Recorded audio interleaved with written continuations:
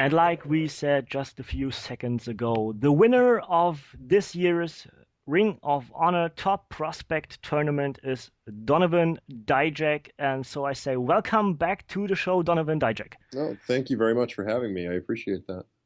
And congratulations on winning Top Prospect Tournament 2015. Yes, thank you. It was a blast. I'm kind of taken aback by the whole situation, but I'm taking it in stride and trying to take it one day at a time.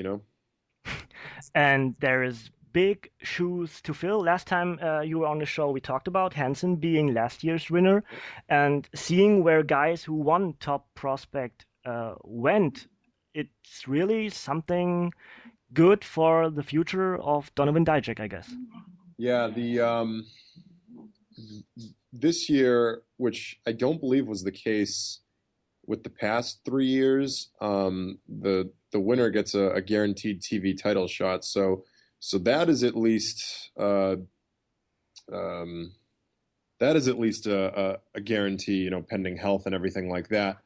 Yeah. But so I'm really looking forward to that. But the shoes to fill, I mean, it's with the prior three being Hansen, Taven, and Mike Bennett, who surprisingly all three of us are from New England. So it's kind of just worked out that way, but it's also not surprising at the same time because even though Ring of Honor is an international company, it doesn't surprise me that the guys from New England are representing so well because there's so much talent in our area of the United States that with the training and the abundance of schools and places to work, then there's no question that if you're not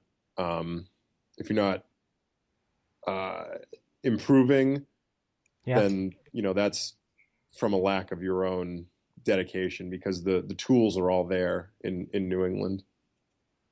Okay.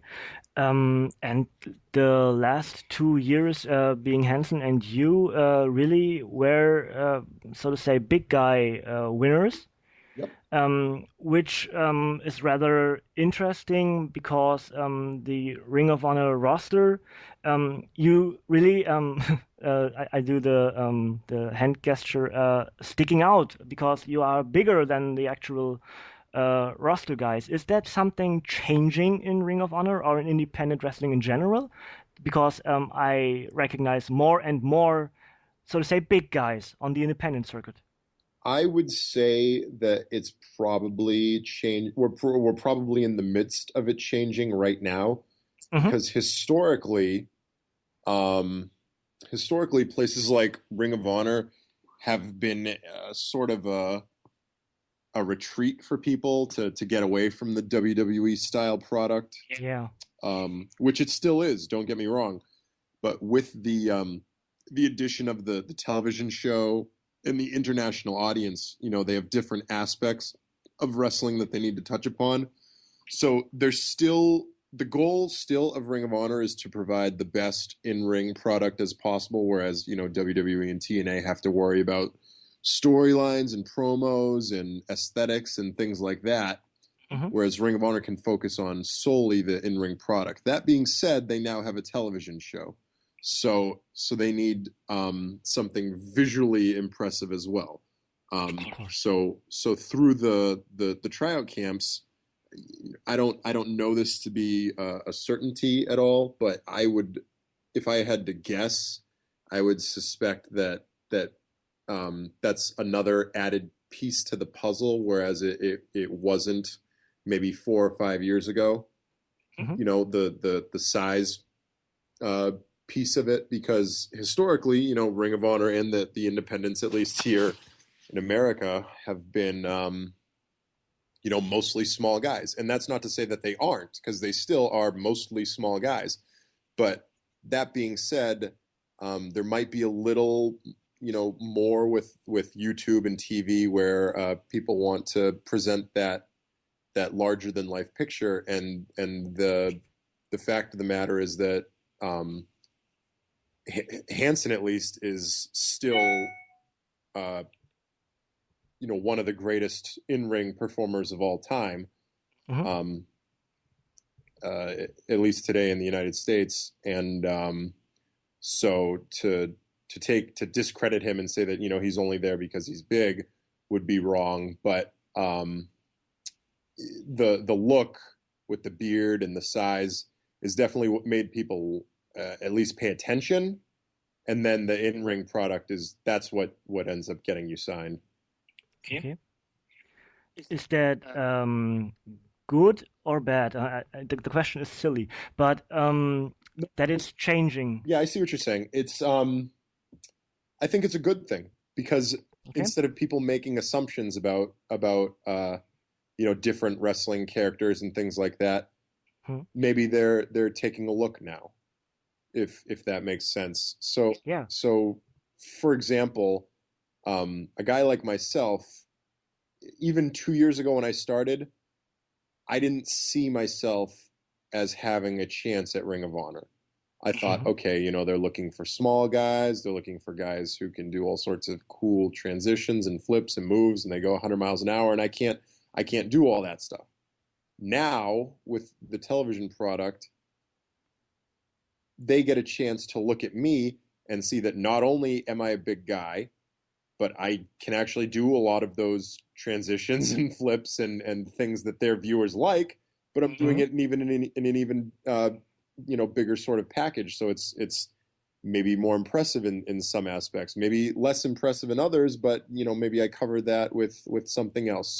So just the fact that the opportunity is there for them to take a look and realize, okay, this guy can hang with some of our guys, even though he's big and generally speaking, big guys, especially when they're only a couple of years in, don't have those capabilities. Now I'm granted the opportunity to be looked at, and I train with guys who fit that style, and I'm trained by guys who are parts of that puzzle that they're putting together. So all in all, I think it's a great opportunity, and I'm certainly doing my best to take advantage of it. And generally speaking, that's the beauty of professional wrestling, isn't it? That you have those different styles, and that it's not like, so to speak, in MMA, where you just put up weight classes and only guys in that specific weight class can fight each other. Yes. But wrestling is the big guy will on 9 days, 9 days out of 10 will defeat the little guy. But on that one day, the little guy will win, and it will look good because it's professional wrestling. Yep.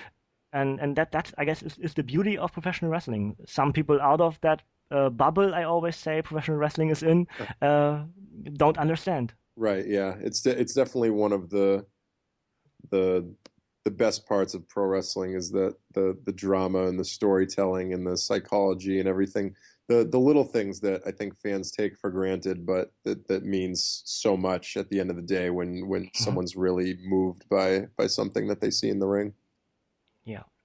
Donovan, we always on the podcast the show with independent wrestling that we created sort of generations, being from the independents and now sort of being in WWE and TNA, going higher up the ranks. First class would be the CM Punks, the Bryan Daniels, and the Samoa Joes. Maybe second class would be the Sami Zayns, the Dean Ambrose, the Austin Aries. The current class probably would be the Adam Coles, the Sami Callahans.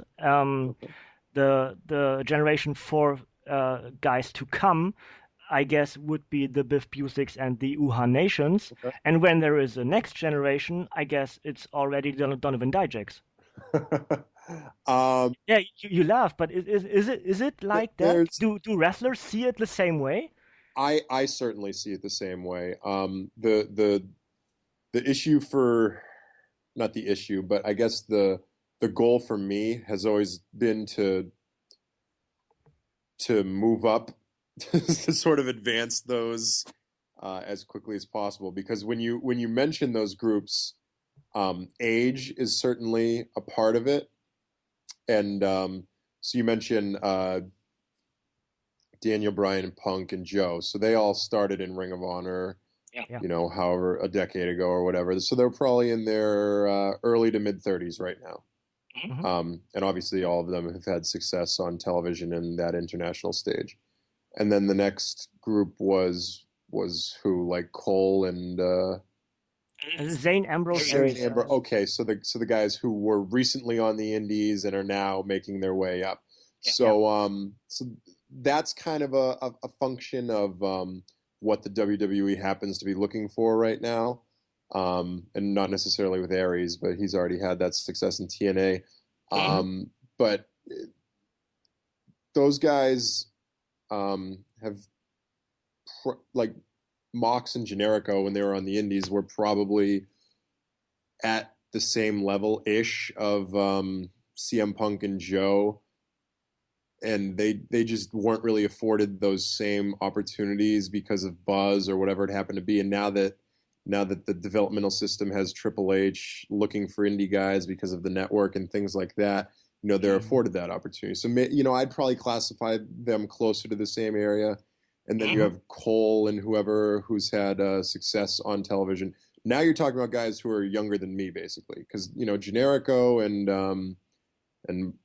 Mox are around the same age as me, maybe a little older because they've been around for so long. But I'm 27 years old. I started late, so to say that Adam Cole is in a generation before me doesn't make sense from the definition itself. Right.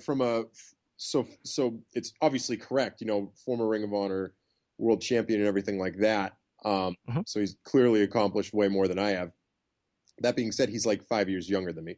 So my goal, and I love Adam Cole. He just gave me a bunch of great feedback on my matches that I had in the Top Prospect Tournament, and it was all incredibly helpful. And I'm excited for him to heal his arm back, so maybe he and I can have some matches together. But so when I hear people talk about those generations, it's always been my goal to sort of sounds weird, but I feel like I have to skip a generation, if that makes sense. Okay, yeah. When you talk about Biff, who trained at my school and who I was actually supposed to see on Monday, because I know he was supposed to be an extra as well, but that all got canceled. So maybe I'll see him tomorrow. I'm not sure. But he and I keep in touch. We see each other all the time. We train together sometimes. I see him at Beyond shows all the time.